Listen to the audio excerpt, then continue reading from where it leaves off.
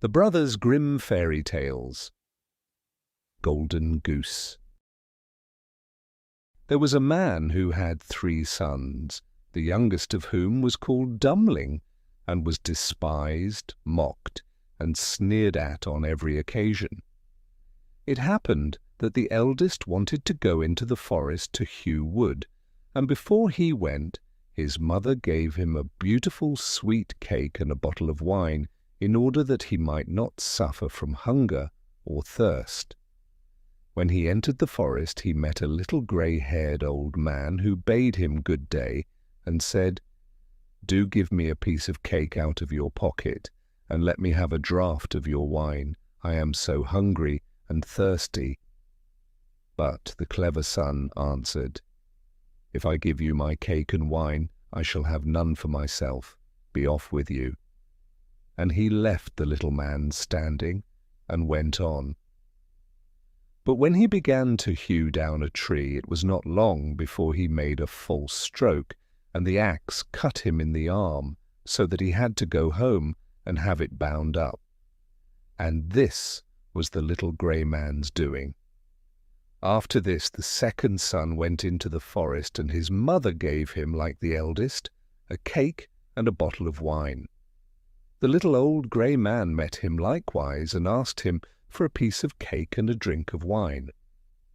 But the second son, too, said sensibly enough, "What I give you will be taken away from myself. Be off." And he left the little man standing and went on. His punishment, however, was not delayed.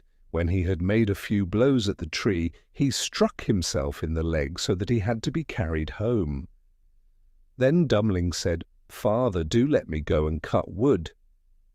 The father answered, "Your brothers have hurt themselves with it. Leave it alone. You do not understand anything about it." But Dummling begged so long that at last he said, "Just go then. You will get wiser by hurting yourself." His mother gave him a cake made with water and baked in the cinders, and with it a bottle of sour beer. When he came to the forest, the little old grey man met him likewise, and greeting him said, "Give me a piece of your cake and a drink out of your bottle. I am so hungry and thirsty."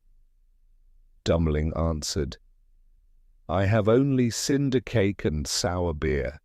If that pleases you, we will sit down and eat."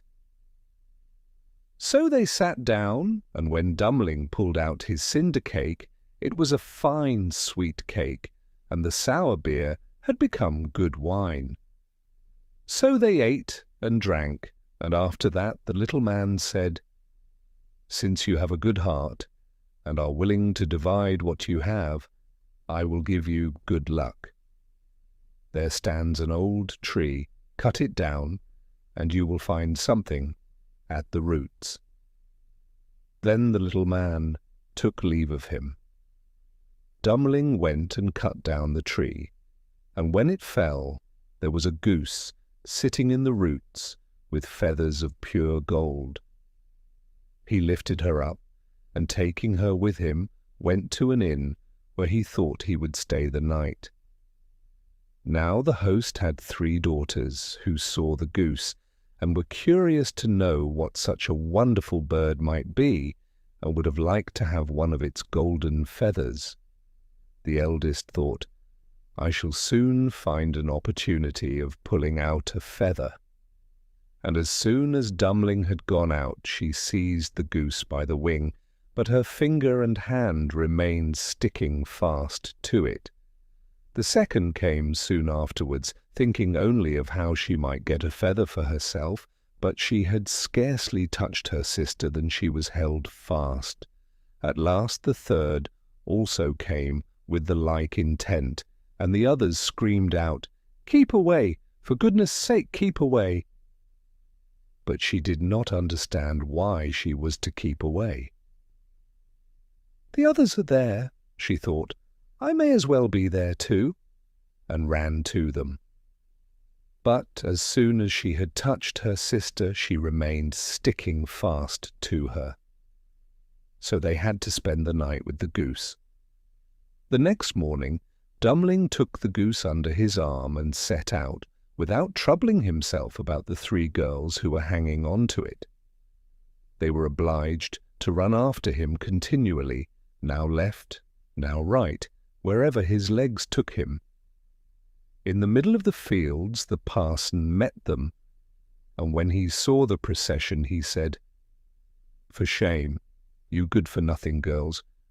Why are you running across the fields after this young man? Is that seemly?" At the same time he seized the youngest by the hand in order to pull her away, but as soon as he touched her, he likewise stuck fast, and was himself obliged to run behind. Before long the sexton came by and saw his master, the parson, running behind 3 girls. He was astonished at this and called out, "Hi, your reverence, whither away so quickly? Do not forget that we have a christening today." And running after him, he took him by the sleeve, but was also held fast to it. Whilst the 5 were trotting thus one behind the other, 2 labourers came with their hoes from the fields. The parson called out to them and begged that they would set him and the sexton free. But they had scarcely touched the sexton when they were held fast, and now there were 7 of them running behind Dummling and the goose. Soon afterwards he came to a city where a king ruled who had a daughter who was so serious that no one could make her laugh. So he had put forth a decree that whosoever should be able to make her laugh should marry her. When Dummling heard this, he went with his goose and all her train before the king's daughter, and as soon as she saw the 7 people running on and on, one behind the other, she began to laugh quite loudly, and as if she would never stop. Thereupon Dummling asked to have her for his wife, but the king did not like the son-in-law, and made all manner of excuses, and said he must first produce a man who could drink a cellar full of wine. Dummling thought of the little grey man who could certainly help him, so he went into the forest, and in the same place where he had felled the tree, he saw a man sitting who had a very sorrowful face. Dummling asked him what he was taking to heart so sorely, and he answered, "I have such a great thirst and cannot quench it. Cold water I cannot stand. A barrel of wine I have just emptied, but that to me is like a drop on a hot stone." "There, I can help you," said Dummling. "Just come with me, and you shall be satisfied." He led him into the king's cellar, and the man bent over the huge barrels and drank till his loins hurt, and before the day was out he had emptied all the barrels.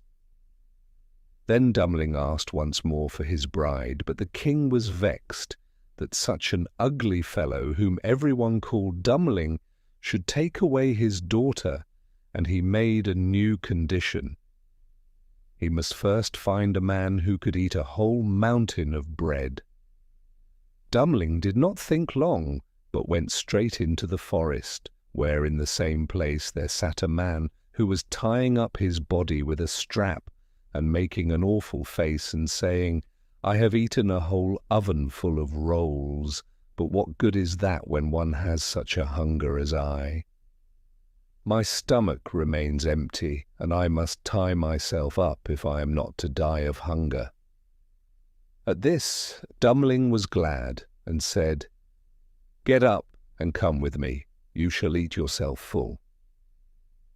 He led him to the king's palace, where all the flour in the whole kingdom was collected, and from it he caused a huge mountain of bread to be baked. The man from the forest stood before it, began to eat, and by the end of one day the whole mountain had vanished. Then Dummling for the 3rd time asked for his bride, but the king again sought a way out, and ordered a ship which could sail on land and on water. "As soon as you come sailing back in it," said he, "you shall have my daughter for wife." Dummling went straight into the forest, and there sat the little grey man to whom he had given his cake. When he heard what Dummling wanted, he said, "Since you have given me to eat and to drink, I will give you the ship.